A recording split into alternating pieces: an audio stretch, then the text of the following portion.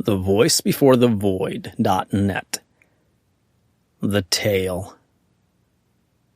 From Moby Dick, or The Whale, by Herman Melville. Read by The Voice Before the Void.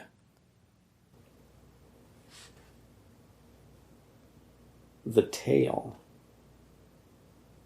Other poets have warbled the praises of the soft eye of the antelope, and the lovely plumage of the bird that never alights.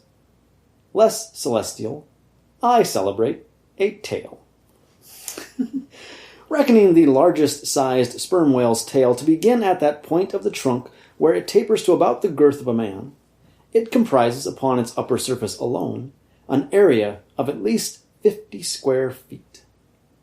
The compact, round body of its root expands into two broad, firm, flat palms or flukes, gradually shoaling away to less than an inch in thickness. At the crotch or junction, these flukes slightly overlap, then sideways recede from each other like wings, leaving a wide vacancy between. In no living thing are the lines of beauty more exquisitely defined than in the crescentic borders of these flukes. At its utmost expansion in the full-grown whale, the tail will considerably exceed 20 feet across. The entire member seems a dense webbed bed of welded sinews, but cut into it, and you will find that 3 distinct strata compose it: upper, middle, and lower. The fibers in the upper and lower layers are long and horizontal. Those of the middle one very short, and running crosswise between the outside layers. This triune structure, as much as anything else, imparts power to the tail. To the student of old Roman walls, the middle layer will furnish a curious parallel to the thin course of tiles always alternating with the stone in those wonderful relics of the antique, and which undoubtedly contribute so much to the great strength of the masonry. But as if this vast local power in the tendinous tail were not enough, the whole bulk of the Leviathan is knit over with a warp and woof of muscular fibers and filaments, which, passing on either side the loins and running down into the flukes, insensibly blend with them, and largely contribute to their might. So that, in the tail, the confluent, measureless force of the whole whale seems concentrated to a point. Could annihilation occur to matter, this were the thing to do it. Nor does this, its amazing strength, at all tend to cripple the graceful flexion of its motions, where infantilus of ease undulates through a titanism of power. On the contrary, these motions derive their most appalling beauty from it. Real strength never impairs beauty or harmony, but it often bestows it. And in everything imposingly beautiful, strength has much to do with the magic. Take away the tied tendons that all over seem bursting from the marble in the carved Hercules, and its charm would be gone. As devout Eckermann lifted the linen sheet from the naked corpse of Goth, he was overwhelmed with the massive chest of the man, that seemed as a Roman triumphal arch. When Angelo paints even God the Father in human form, mark what robustness is there. And whatever they may reveal of the divine love in the Son, the soft, curled, hermaphroditical Italian pictures, in which his idea has been most successfully embodied, these pictures, so destitute as they are of all brawniness, hint nothing of any power, but the mere negative, feminine one of submission and endurance, which, on all hands, it is conceded, form the peculiar practical virtues of his teachings. Such is the subtle elasticity of the organ I treat of, that whether wielded in sport, or in earnest, or in anger, whatever be the mood it be in, Its flexions are invariably marked by exceeding grace. Therein no fairy's arm can transcend it. 5 great motions are peculiar to it. First, when used as a fin for progression. Second, when used as a mace in battle. Third, in sweeping. Fourth, in lobtailing. Fifth, in peaking flukes. First, being horizontal in its position, the Leviathan's tail acts in a different manner from the tails of all other sea creatures. It never wiggles. In man or fish, wiggling is a sign of inferiority. To the whale, his tail is the sole means of propulsion. Scroll-wise, coiled forwards beneath the body, and then rapidly sprung backwards, it is this which gives that singular darting, leaping motion to the monster when furiously swimming. His side fins only serve to steer by. Second, it is a little significant that while one sperm whale only fights another sperm whale with his head and jaw, nevertheless, in his conflicts with man, he chiefly and contemptuously uses his tail. In striking at a boat, he swiftly curves away his flukes from it, and the blow is only inflicted by the recoil. If it be made in the unobstructed air, especially if it descend to its mark, the stroke is then simply irresistible. No ribs of man or boat can withstand it. Your only salvation lies in eluding it. But if it comes sideways through the opposing water, then partly owing to the light buoyancy of the whaleboat and the elasticity of its materials, a cracked rib or a dashed plank or two, a sort of stitch in the side, is generally the most serious result.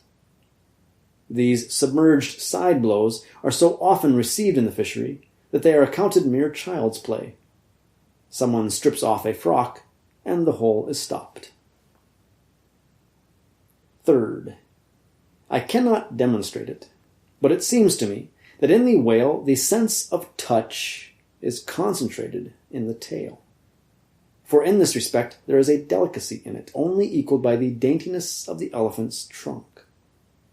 This delicacy is chiefly evinced in the action of sweeping, when in maidenly gentleness the whale, with a certain soft slowness, moves his immense flukes from side to side upon the surface of the sea. And if he feel but a sailor's whisker, woe to that sailor, whiskers and all. What tenderness there is in that preliminary touch! Had this tale any prehensile power, I should straightway bethink me of Darmondenet's elephant, that so frequented the flower market, and with low salutations presented nosegays to damsels, and then caressed their zones. On more accounts than one, a pity it is that the whale does not possess this prehensile virtue in his tail. For I have heard of yet another elephant, that when wounded in the fight, curved round his trunk, and extracted the dart. Fourth, stealing unawares upon the whale in the fancied security of the middle of solitary seas, you find him unbent from the vast corpulence of his dignity, and kitten-like he plays on the ocean as if it were a hearth. But still you see his power in his play. The broad palms of his tail are flirted high into the air. Then, smiting the surface, the thunderous concussion resounds for miles. You would almost think a great gun had been discharged. And if you noticed the light wreath of vapor from the spiracle at his other extremity, you would think that that was the smoke from the touch-hole. Fifth, as in the ordinary floating posture of the Leviathan, the flukes lie considerably below the level of his back. They are then completely out of sight beneath the surface. But when he is about to plunge into the deeps, his entire flukes, with at least 30 feet of his body, are tossed erect in the air, and so remain vibrating a moment, till they downwards shoot out of view. Accepting the sublime breach, somewhere else to be described. This peaking of the whale's flukes is perhaps the grandest sight to be seen in all animated nature. Out of the bottomless profundities, the gigantic tail seems spasmodically snatching at the highest heaven. So in dreams have I seen majestic Satan thrusting forth his tormented colossal claw from the flame Baltic of hell. But in gazing at such scenes, it is all in all what mood you are in. If in the Dantean, the devils will occur to you. If in that of Isaiah, the archangels. Standing at the masthead of my ship during a sunrise that crimsoned sky and sea, I once saw a large herd of whales in the east, all heading towards the sun, and for a moment vibrating in concert with peaked flukes. As it seemed to me at the time, such a grand embodiment of adoration of the gods was never beheld, even in Persia, the home of the fire worshippers. As Ptolemy Philopater testified of the African elephant, I then testified of the whale, pronouncing him the most devout of all beings. For, according to King Juba, the military elephants of antiquity often hailed the morning with their trunks uplifted in the profoundest silence. The chance comparison in this chapter between the whale and the elephant, so far as some aspects of the tail of the one and the trunk of the other are concerned, should not tend to place these two opposite organs on an equality, much less the creatures to which they respectively belong. For as the mightiest elephant is but a terrier to Leviathan, so, compared with Leviathan's tail, his trunk is but the stalk of a lily. The most direful blow from the elephant's trunk were as the playful tap of a fan, compared with the measureless crush and crash of the sperm whale's ponderous flukes, which in repeated instances have one after the other hurled entire boats with all their oars and crews into the air, very much like an Indian juggler tosses his balls. Though all comparison in the way of general bulk between the whale and the elephant is preposterous, inasmuch as in that particular the elephant stands in much the same respect to the whale that a dog does to the elephant. Nevertheless, there are not wanting some points of curious similitude. Among these is the spout.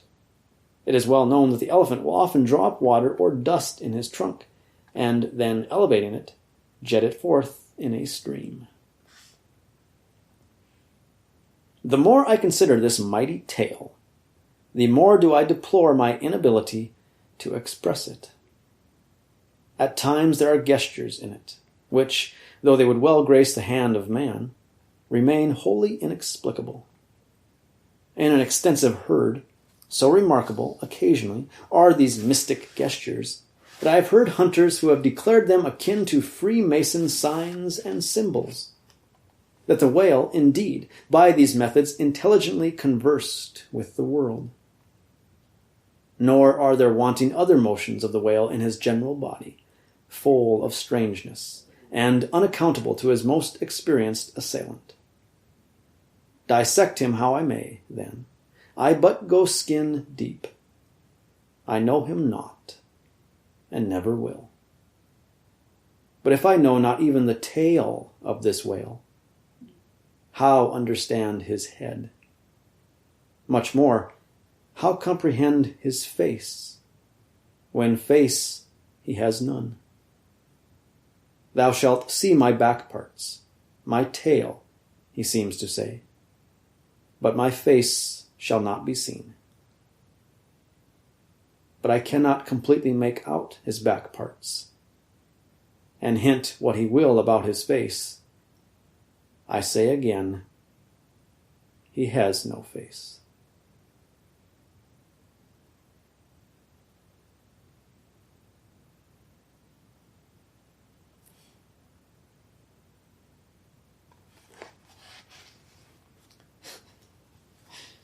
This is just so good. So good.